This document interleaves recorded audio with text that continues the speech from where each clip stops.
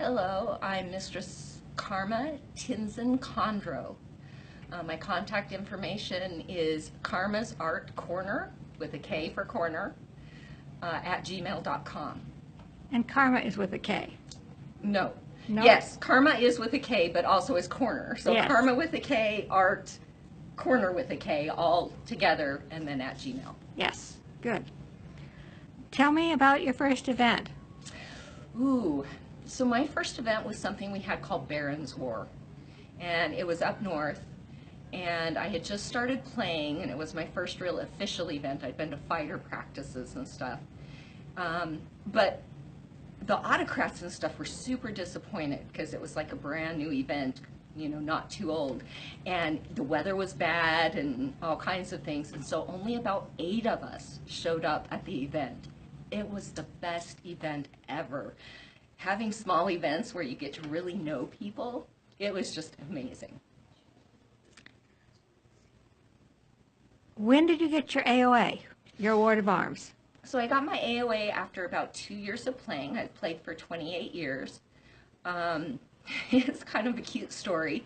I was actually at fighter practice in the Barony of Adenveld, and Her Majesty Larissa was queen at the time, and she came up to me, and I had a dress that I'd made that was actually more cavalier, which I don't really play anymore, but that was my very first dress. It's kind of fringy as far as period goes.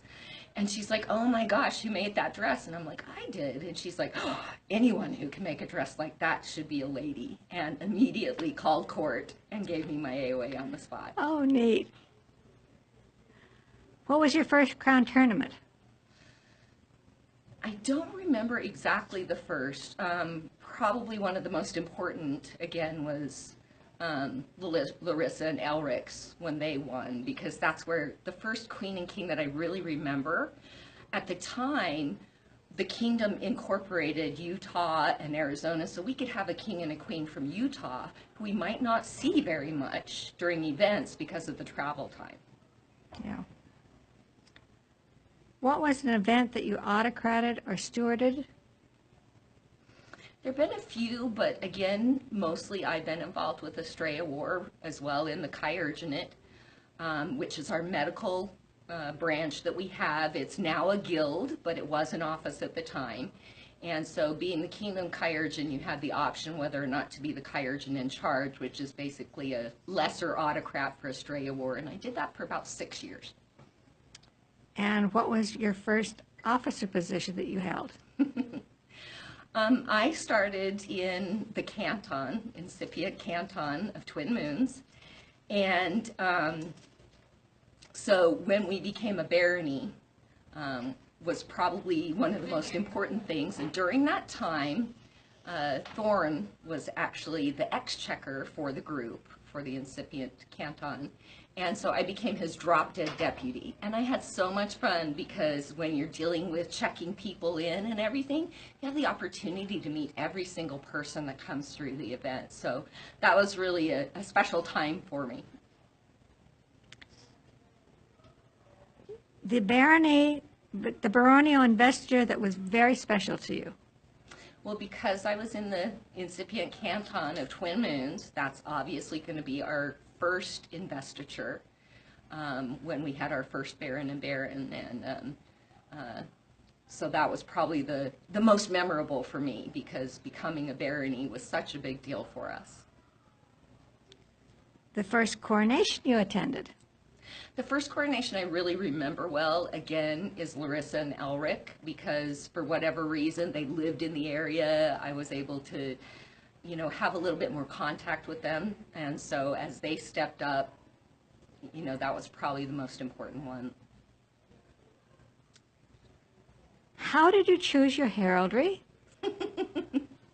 So my heraldry has 2 crescent moons facing each other on the top with an embattled, and then on the bottom it has a unicorn, and purple and unicorns are my favorite things, and although I didn't incorporate purple into my heraldry, someone had told me, "Oh, you'll never get a unicorn passed." That's Now, what I was told. I admit, back then, you would laugh because the research, my original name was Morgana Corre, And Corey, actually, I chose because my maiden name was Stone. So I figured they worked in the stone quarries. And back then, there wasn't as much research that we had available to us. So literally, we could write certain things like that. And at that time, that was good enough to pass a name. We've certainly come a long way since then. Yes, we have. Was there a demo that you attended that you enjoyed? All the demos are really neat, but probably I was both, I did the firefighter medic stuff for 23 years, but I was a school teacher as well.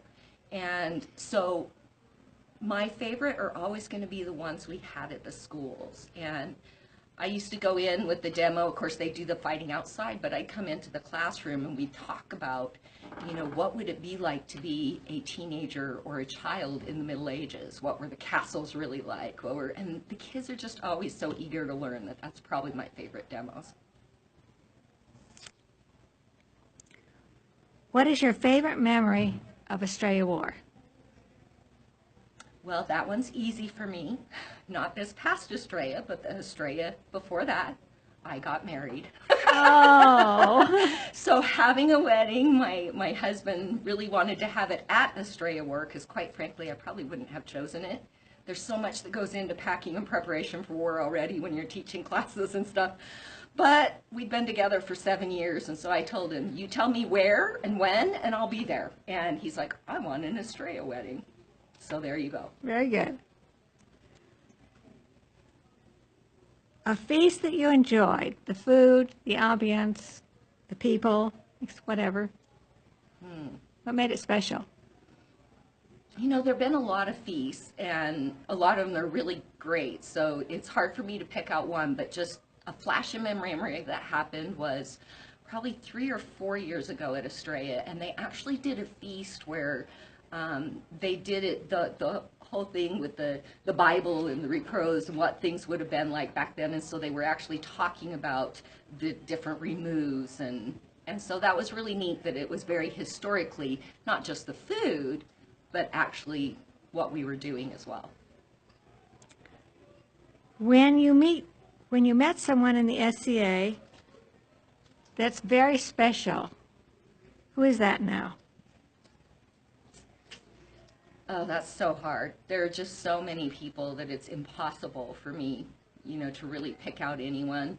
I would have to say that the 2 people that introduced me to the SCA would probably be the ones that I appreciate the most, because I wouldn't have had 28 years of fun and education without them.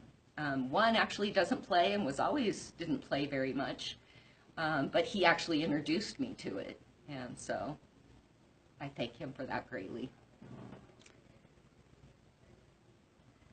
An award that you received that is special to you?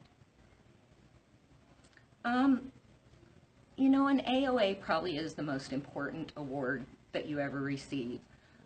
It's kind of like I finally have membership, into the clan. I'm a lord and a lady. I'm not a my lord anymore, or my lady. But in the same token, I have to talk about my appreciation for the Order of the Pelican. Service is so important in this organization. It's one piece that, every piece has its part, and it all makes the whole go. But without service, we don't have events. There's just so many things. So I have to really talk about my appreciation for that order and being honored to be a part of that order. And tell me why you keep playing this wonderful game. Like I just told someone last year at Phoenix Comic-Con, or last week, I said, 28 years, and there's still a billion things for me to learn. It's a lifelong learning club, and that's what draws me to it. After 28 years, I looked around the kingdom and said, what arts aren't we doing? Oh, I don't see many people doing felting, so I'm going to go learn how to felt and start teaching it. No matter how long you're in, there's always new classes, there's always new things to learn, there's always new ways to serve.